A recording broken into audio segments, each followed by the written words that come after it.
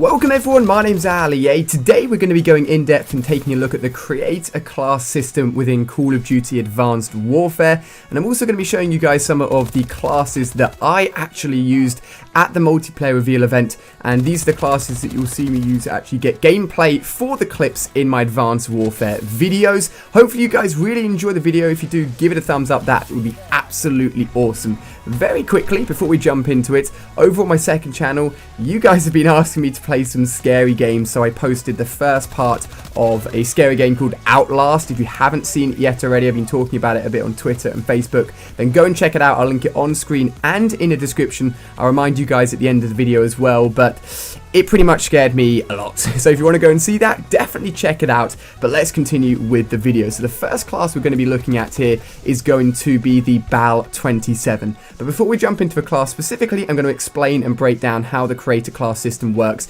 within Advanced Warfare, because if you've only played Ghost, then it's going to be a little bit different. So the creator class system works on a pick 13 system. If you've played Black Ops 2, then that's fantastic because it's almost identical to Black Ops 2. But focusing on Advanced Warfare, the way that the pick 13 system works is that you have 13 points to be allocated to any part of your creator class system, including the score streaks. 1 point can be spent on your primary weapon, additional points on your attachments for your primary weapon, the same for your secondary weapon and the attachments for your secondary weapon. You can then choose a perk from perk 1, perk 2 and perk 3 tier lists. You are then able to add on a second perk from each of those tier lists by buying wild cards. We'll talk about them in a second.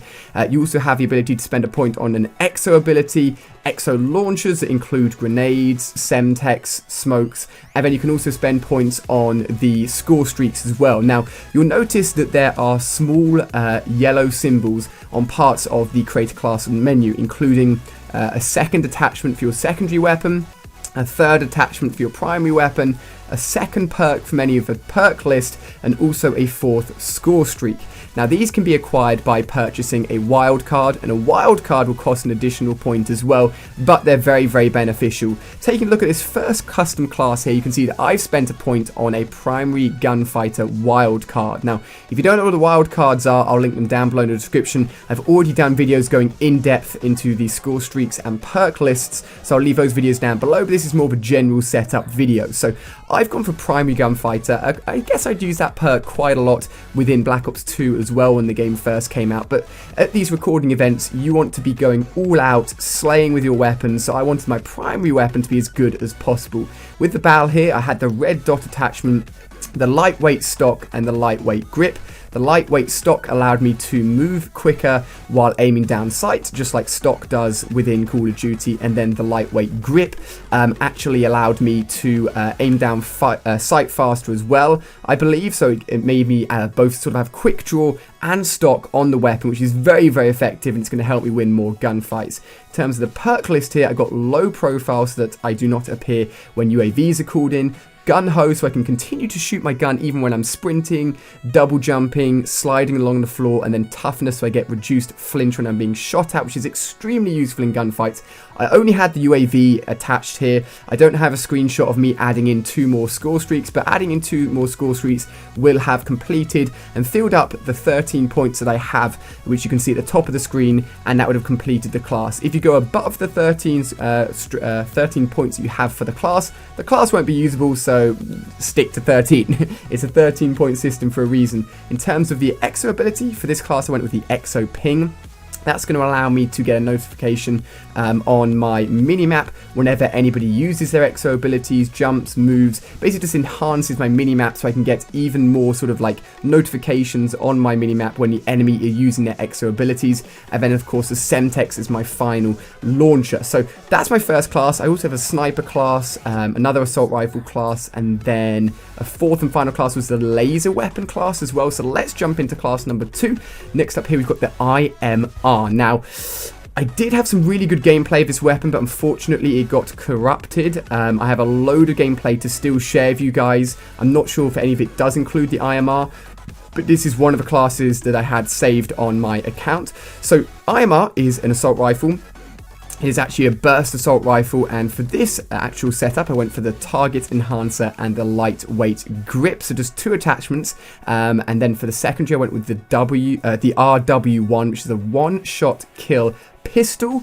You will have seen it in the trailer, you will have seen it in my sniping gameplay already. You've got to be deadly accurate because you have to reload after every single bullet, but if you're fairly close, it's going to one-hit kill and it's an absolute beast. Again, gone for low profile, and then peripherals, which increases my minimap view from a square to a rectangle, and then scavenger and hardline. Scavenger, so I don't need to worry about ammo, and hardline so that all the score streaks cost 100 less points. For the ability, I've gone for the exo shield, so I can whip out an exo shield very, very quickly to stop bullets from hurting me. It can be used tactically. It's quite hard to use, but is still very useful. And if you can apply it efficiently, then you're going to be actually saving yourselves in a lot of gunfights.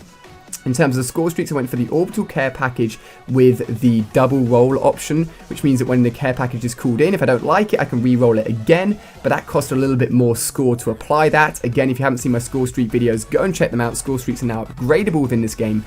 And then for the second score streak, I went for the XS1 Vulcan with the triple laser beam upgrade, and then finally the Warbird with the AI controlled option, which means that I don't have to control it. I can just call it in, boom, it's going to wreck stuff, baby. So that's awesome. And then I went for the perk 3 Greed wildcard, just so I could get those scavenger and hardline perks together in one class, which is absolutely awesome. Now, next up, we're going to be going to my third class, which is actually the sniper. The sniper that you will have seen in a lot of my videos. Actually, I did a lot of sniping, and this is just one of the class setup options. Now, the only sniper that was available was the Matroix sniper rifle. I went for the ballistic CPU, so that it's a little bit more stable when I'm aiming down sights, and a lightweight stock, so that I can actually move faster while aiming down sight with the sniper, which is a brand new attachment for snipers. They haven't been included in previous Call of Duty games. I think it may make the sniper a little bit too strong and a little bit too maneuverable. I'm not sure if it should be in the game, and I'm not sure if it should be maybe giving the user so much extra movement while they're aiming down sight. But we'll see how they change it. I didn't play the full version of the game, I just played the multiplayer reveal version of the game. When the game finally launches in November, it's going to be a slightly altered version, so we'll have to see what they do with that. Again, the same pistol here, same wild card, same perks as well actually, and the same setup when it comes to the score streaks and exo shield. As I said, there weren't any other snipers available, but from the trailer, I think we've seen some semi-auto snipers with some very interesting iron sights.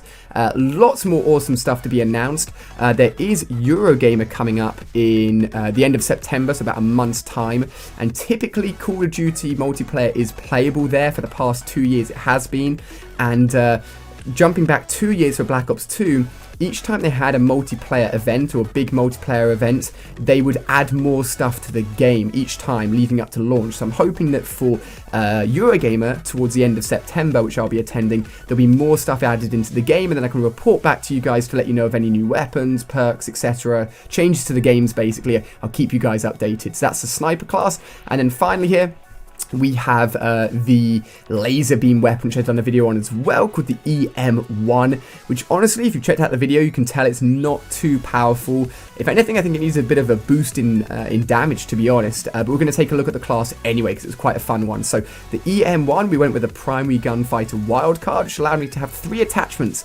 stop, grip, and foregrip. So loads and loads of attachments there. Stock allows me to move quicker while aiming down sight. Lightweight foregrips allows me to aim down sight quicker, so like quick draw, and foregrip means it has less vertical recoil, so basically making this gun as precise, accurate, and deadly as possible. And then for the secondary, I went for the RW1 with the red dot sight, just so I could be a little bit more accurate. I didn't actually ever use the pistol without a red dot sight. So it's going to be interesting to try out all the attachments. There are a lot of attachments. I do have footage of every single attachment that was available within the multiplayer reveal, and I still need to sort of cut it up and go over it, but I think I'll share that with you guys if you're interested. One of the things I made sure that I did when I played multiplayer was go through every single option within multiplayer, just so you guys weren't missing out on anything. I could cover all of these things within videos for you guys. But taking a look at the perks, I went for lightweight here in perk 1, which is probably the perk that I use more often after playing the multiplayer reveal a little bit more. Was lightweight, just so I could be quick and maneuverable. gun-ho again, so I could be shooting my weapon at any point, and then toughness, a necessity, so that I don't take any sort of upward recoil or upward sort of knockback when being shot at. Again, only 1 kill streak this time with the UAV. Because I spent some points on the attachment for my secondary, and then of course the primary gunfighter wildcard, and then for the exo ability I went for the exo cloak, which allows you to go sort of like 90% invisible and transparent for about sort of 5 seconds within 1 life. And then finally the spike drone, which is like basically the throwing knife of Advanced Warfare. Very fun to use, not too useful, but I wanted to try and get some kills with it. I think I got maybe 1 kill with it, but no more than that. But it was a bit of fun to use. On top of that, guys, I think I'm going to show you guys also all of the customizations options for your sort of visuals of your character. These will be going along screen here now as well, including headgear, chest, exo, gloves, loads of awesome stuff, and these can be unlocked through supply drops, which are randomly given to you just by playing the game. Within the supply drops you'll get weapon upgrades, you'll get things like these visual customization options, and yeah, that's pretty much going to cover everything within the creator class for Call of Duty Advanced Warfare. As I said at the beginning of the video, make sure you're checking out my Outlast video where I scream like a girl. But if you want to go and check it out, I'll link it down below in the description and on screen. Hopefully you've really enjoyed this video. Make sure you're subscribing because I'll be keeping you guys up to date with all the latest Advanced Warfare video leading up to its launch in November. Thank you so much for watching, guys. It's been a pleasure. Hope you had an awesome weekend, and I'll see you guys on my next video.